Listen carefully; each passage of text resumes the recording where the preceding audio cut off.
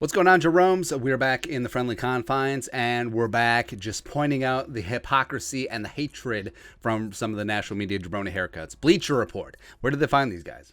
NFL power rankings after the draft. And where are the Vikings? You would think, okay, teens, maybe, but no, not so much. So let's toggle through the rankings. Starting on the bottom, Texans, yes. Bears at 31, yes. All right, so they get that right. 30, Panthers. Maybe they're too high. I don't know. 29 Falcons. Little harsh. What can you do? They did lose Matt Ryan, although that could be addition by subtraction, as well as Calvin Ridley. He gone. Seahawks in full-on rebuild mode. Jaguars. Okay. 26 Jets, even though the Jets got themselves an infusion of talent. I think the Jets and the Ravens won that draft, as well as the Vikings, of course. The Detroit Lions at 25, even with Hutchinson, even though, but they have Jamison Williams, who I've been told has already been enshrined in Canton. Same thing with Christian Watson. 24, no, I do not want sports news to my inbox. 24 Giants, yes. Although Evan Neal and Thibodeau, it's pretty damn good, man. That's pretty damn good. 23, the Commies with Wentz. 22, the Minnesota Vikings. 22. So they're telling us that the Vikings are in the area of the Saints, who have no quarterback and who are going to get their ass kicked in London. The Patriots kind of low in that spot. The Commies, as well as the Giants. You tell me that the Vikings are on par with the Giants and the Commies and the Giant Commies? No. All right, so the Vikings, here's what they wrote. The Vikings just cannot or will not quit Kirk Cousins. This is another Kirk Cousins hit piece, huh? Even though the Vikings' interior offensive line has improved, and even though he is hooked up with Kevin O'Connell, who turned around Matthew Stafford's career, actually won a Super Bowl with him, and also Kevin O'Connell was the jabroni offensive coordinator who got Kirk Cousins paid by the Vikings. Yeah, let's ignore that. There's a new head coach in Minnesota this year in Kevin O'Connell, a new general manager in adofo-mensah. But the same old so-so quarterback in the Vikings decided to extend Cousins again. So this isn't even an in-depth thing about Kevin O'Connell and adofo-mensah or even the draft. This is just, Kirk Cousins here. It's one of those. I would like to retire as a Viking, Cousins told reporters, blah, blah, blah. We could talk about free agent signings like Jordan Hicks and edge rushers Darius Smith, or about draft class headlined by safety Lewis Cine and quarterback Andrew Booth Jr., a duo badly needed to upgrade a leaky Minnesota pass defense. But in the most important respect, 2022 Vikings aren't that different from the 2021 Vikings. Okay, so you bring in Zadarius Smith, you replace Anthony Barr with Jordan Hicks, and you shore up two of the most important spots on the defense where the Vikings had, Lewis Cine coming in as a replacement for Harrison Smith, as well as you shored up the cornerback room because you brought in Andrew Booth Jr., as well as the Caleb Evans. But, okay, so we're just going to ignore that, and it's just about Kirk Cousins. How ridiculous is that? It's like, we talk about the draft and free agency where they had immense upgrades, and no talk about how the Vikings and Kevin O'Connell and adofo-mensah new regime, they could have washed everyone out, but instead they kept the band together because they see the talent. That team went 8-9 despite poor leadership and poor coaching. So, okay, there's just another one of those you just made the list where it's such laziness. It is. And now I commiserate to a degree because it is hard keeping tabs on all 32 teams. So you do settle into grooves and tropes. And it's like, oh, Kirk Cousins. Oh, he's bad. Blah, blah, blah, blah, blah, blah, blah. But nah. It's okay. Just the fall, further the fall, the greater the bounce. But hey, everyone's writing the Vikings off for dead. You can get a great price on the Vikings to win the Super Bowl.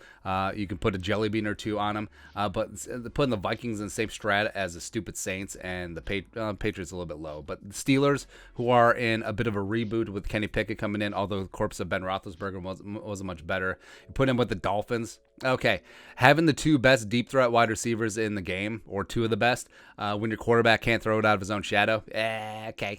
The Eagles. All right. The Eagles kind of low. I don't know.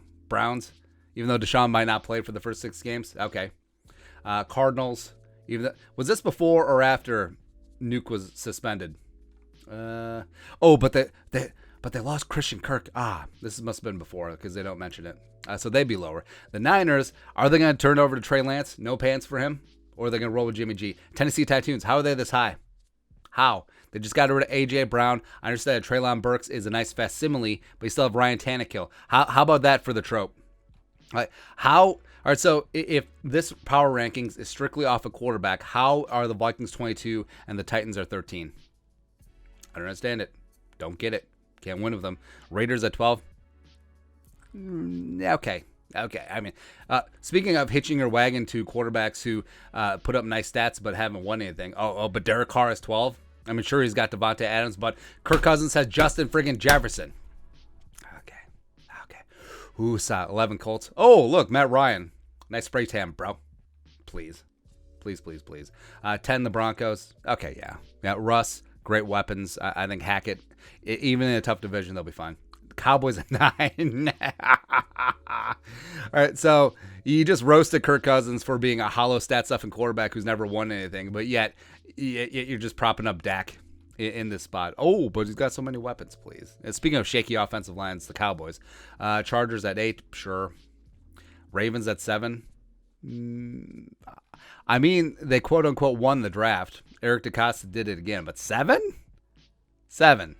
Nah. Greasy grimy Green Bay Packers. Who's Rodgers throwing it to? Besides surefire Hall of Famer Christian Watson. Okay, sure. 5, Chiefs. Sure. Yes. Bucks 4. Yeah, I get that. Bengals 3. Especially since they addressed the offensive line in free agency and shored up the secondary in the draft. Yes. Bills at 2. Yeah. James Cook is going to be fantastic in this offense. I think he's going to be the missing piece.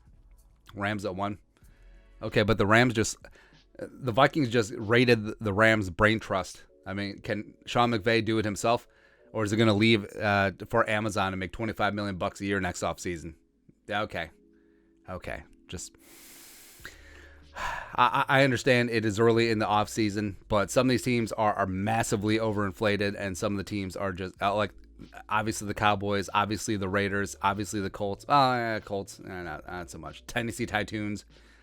Yeah, it's just ridiculous. Like, how do you make it all the way to 22? Like, how are you in the same area as the Dolphins? How are you in the same area as the Steelers, as well as the Saints? Patriots a little bit too low. I mean, it's still Belichick, but how are you slightly ahead of the Commies and the Giants? Just ridiculous. But I mean, Bleacher Report was already on the list, but now they're on the double secret list. They're on dose lists.